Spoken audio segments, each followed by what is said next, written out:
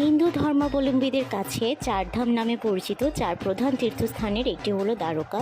আবার সপ্তপুরী নামেও পরিচিত ভারতের 7টি প্রাচীনতম শহরে অন্যতম হলো দ্বারকা। হিন্দু শাস্ত্রে দ্বারকাকে ভগবান শ্রীকৃষ্ণের রাজধানী বলা হয়েছে।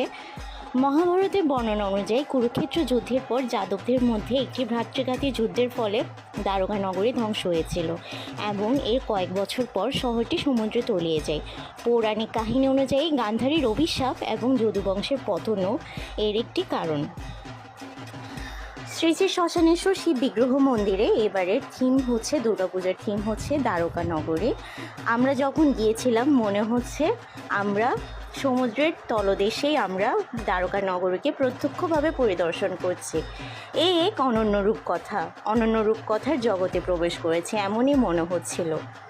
এত সুন্দর প্রতিস্থাপনা, এত সুন্দর প্রত্যেকটা শৈল্পিক কাজ, প্রত্যেকটা কিছুই এত সুন্দর লাগছিল তা বলার বাইরে। আমাদের যে পৌরাণিক কথা, আধ্যাত্মিক আধ্যাত্মিক কাহিনী আমাদের তারা এই থিমের মাধ্যমেই পুরোপুরি ফুটিয়ে তুলেছিল।